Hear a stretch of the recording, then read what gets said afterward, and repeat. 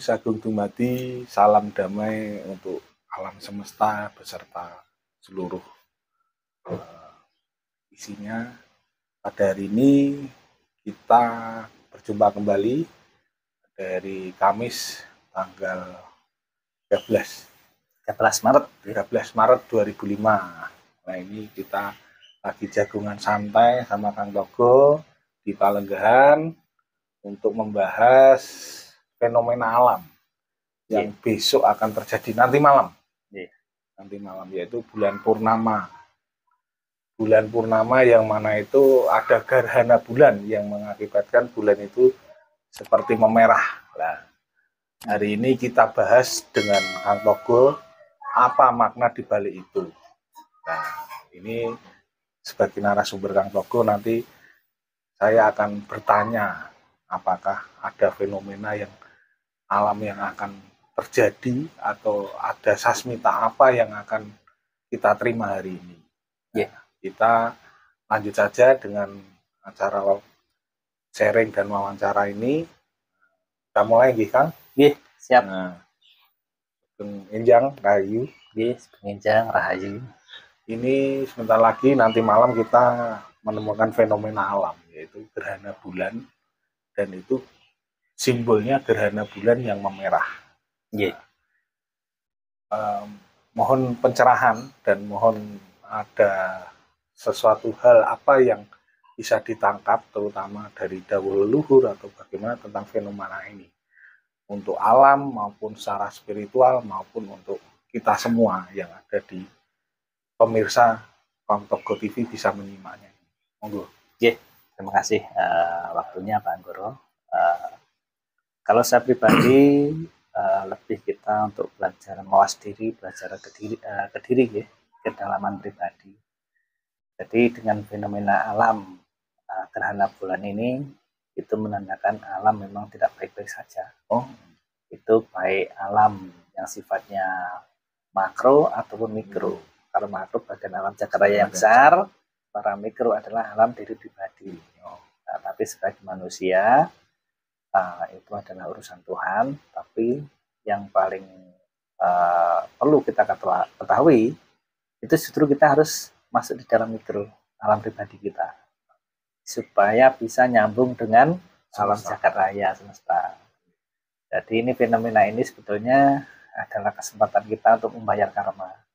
Karena manusia itu hakikatnya di dalam catatan Tuhan itu punya karma buruk ataupun karma baik.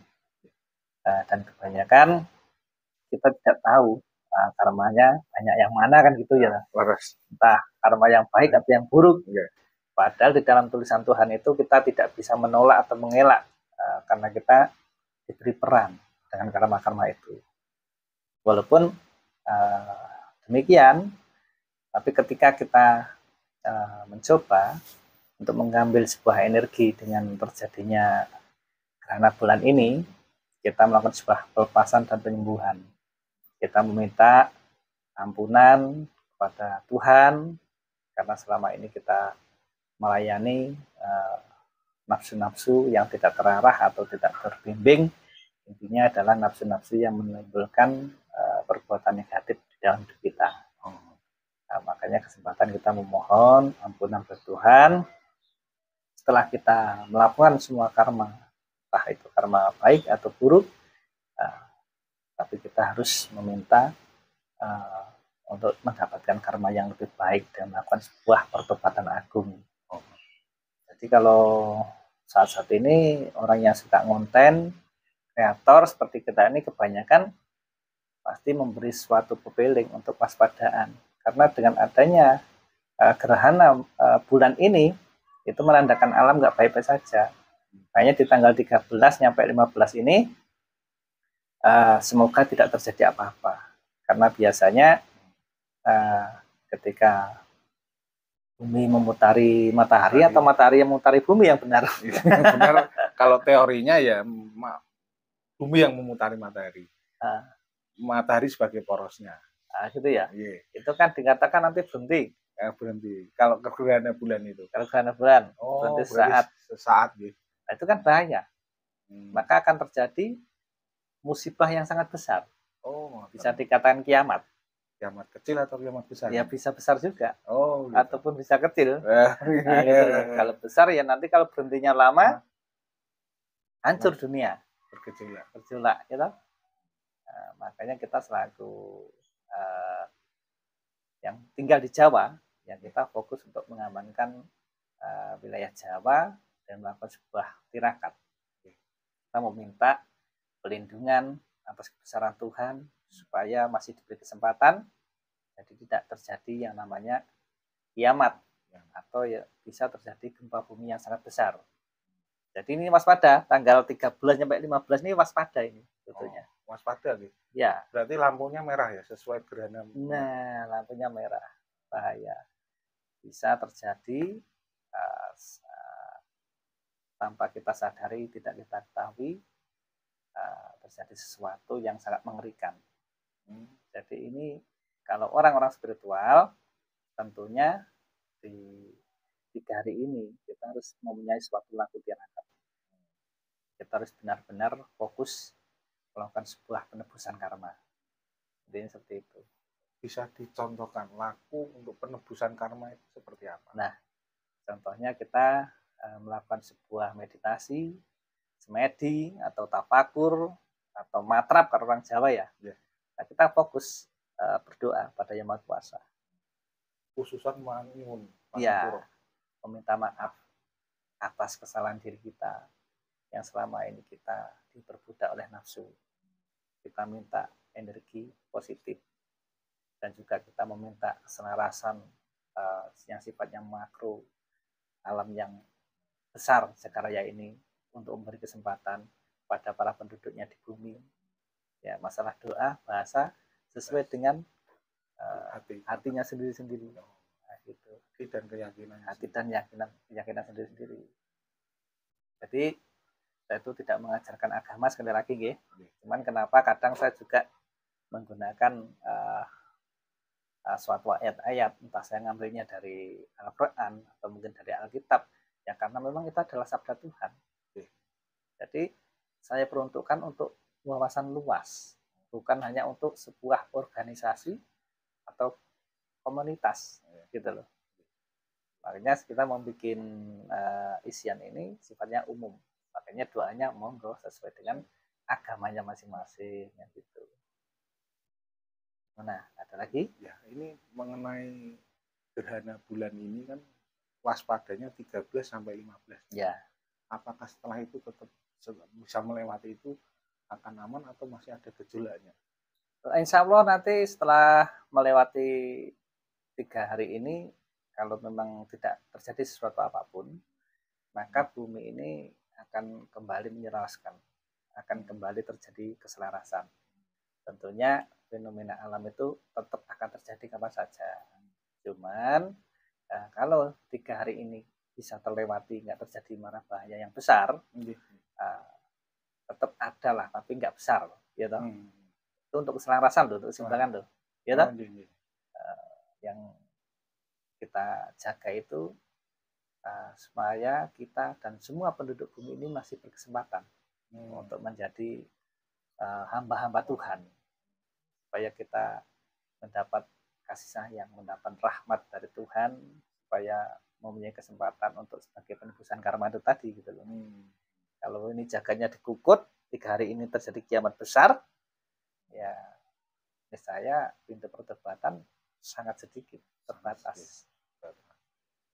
Nah, ini untuk apakah bahasanya tadi alam secara besar atau juga jagat cilik kita juga bisa menjadi berpengaruh.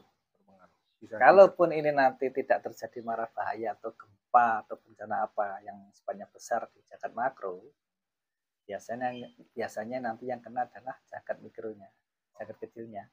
Manusia akan terjadi gempa pribadi, mungkin terjadi musibah pribadi. Nah, seperti itu loh. Karena faktor ekonomi, bisa kena faktor dalam berkeluarga, rumah tangga, dan sebagainya. Faktor tentang kederajatan, kepangkatan, dan sebagainya gitu loh. Nah, ini fenomena mulai juga terkuak korupsi ini apa juga menyongsong ini juga. Menyongsong ini, iya. Makanya saya sangat senang ketika kemarin saya mendengar himbauan daripada Presiden kita Pak Prabowo mengatakan bahwa nanti siapapun yang korupsi walaupun 1 rupiah pun akan dihukum mati kan gitu kan. Ya, Nah, saya sangat mendukung. Asal jangan itu hanya sekedar gertakan atau omong-omong lah istilahnya, omong-omong. Makanya kita dukung. Nah, jadi kalau kita sudah berjalan di dunia spiritual ini, kita harus mendukung program-program pemerintah yang memang sifatnya itu untuk keadilan kesejahteraan bagi seluruh rakyat Indonesia khususnya. Tapi seorang spiritual itu bukan hanya Nusantara urusannya, mengembang ke dunia. Nah, kita harus menebar rahmat pada seluruh penjuru dunia. Berarti gejolak alam ini dirasakan bukan hanya di Indonesia saja, tapi seluruh dunia. Seluruh dunia. Karena ini fenomena alam.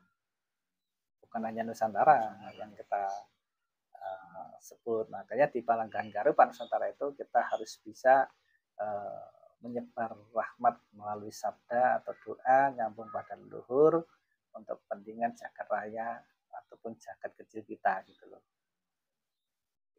Lagi? Ya, ini untuk sementara ini kan fenomena gelombang ekonomi ya Kang. Ini apakah juga sampai hanya akan terus bencana ini juga ya karena pengaruh tanda alam ini ya? Iya, pengaruh dari situ.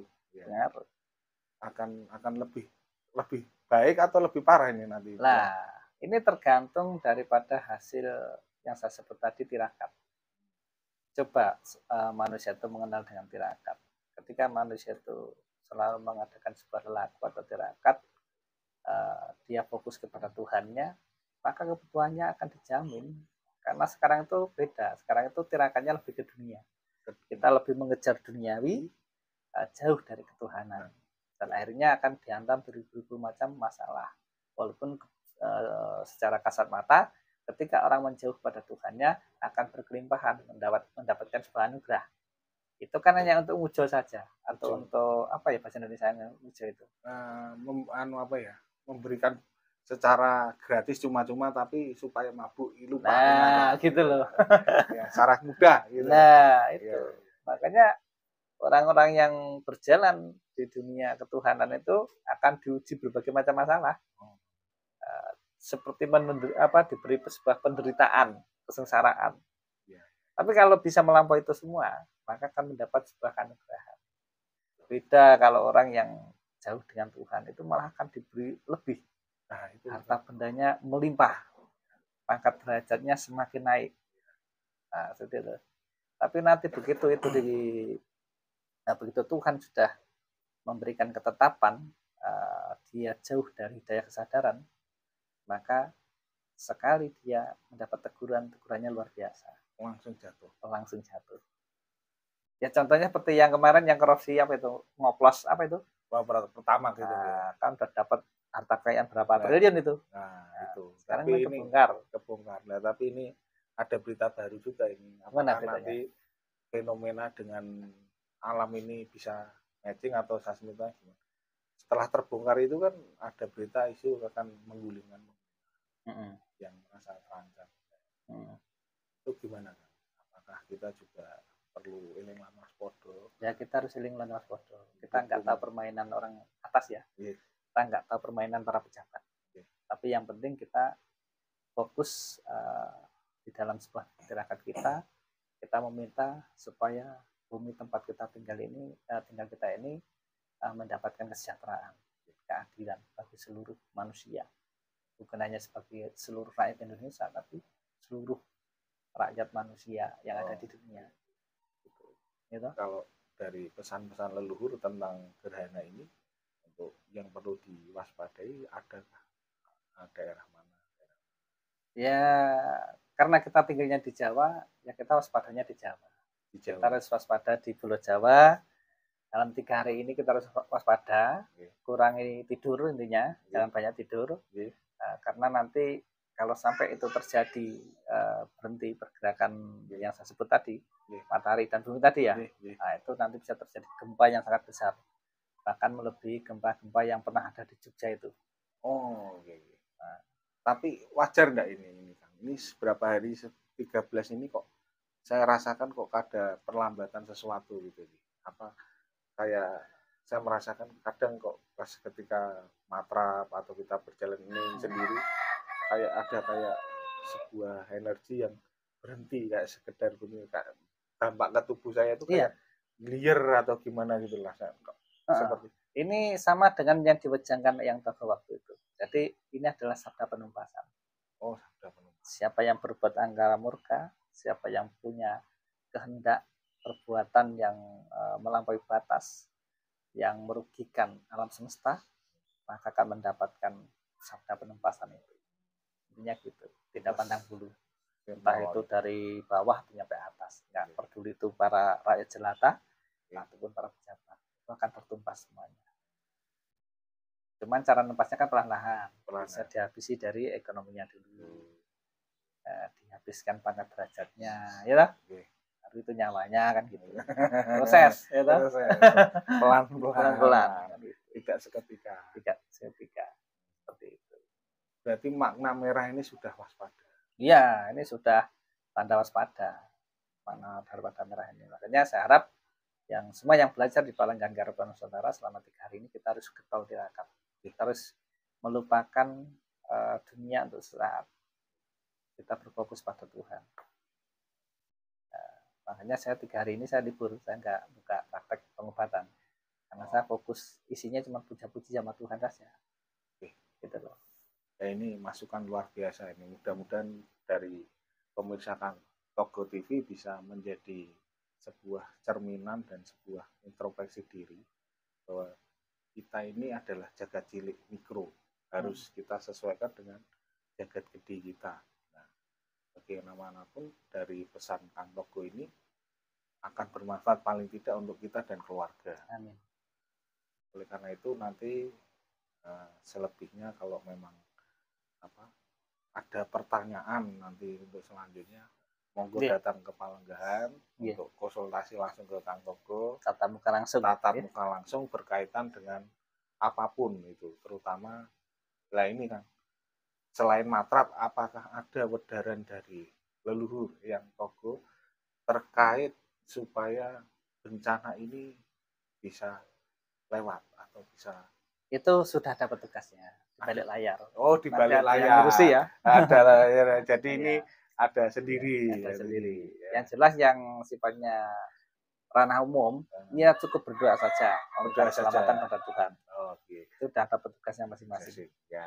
Gitu ya. Ya, jadi sudah dispilkan. Jadi tugas kita yang umum ya cuma berdoa, bersyukur, minta pengampunan dosa, dan kita hidup eling lan waspada. Nah, intinya gitu. Eling lan waspada itu eling sama Gustinya. Dan waspada dengan dirinya sendiri. Nah, saya kira pertanyaan saya cukup kan untuk membahas gerhana bulan ini. Nanti kalau memang ada pertanyaan yang lain bisa ke YouTube Kang Togo bertanya langsung atau bagaimana, monggo nanti atau bisa ngopi di sini dipersilahkan. Jadi kalau bergabung langsung ke sini aja. Ya. Jadi kalau di ranah umum ya monggo disimak aja YouTube-nya, wejangannya apa. Kalau ingin mendalami babakan tata cara laku ya harus sowan mriki. Karena harus belajar langsung. Karena ini ada ilmu mahal dari leluhur, jadi bukan mahal harganya, jangan salah gitu.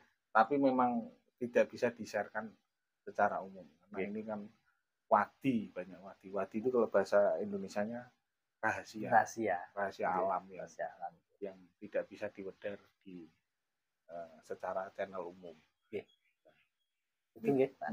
Matur nuwun Kang, informasi dan sasmito untuk kita semua. Semoga bermanfaat untuk makhluk semesta yang ada di bumi ini. Rahayu.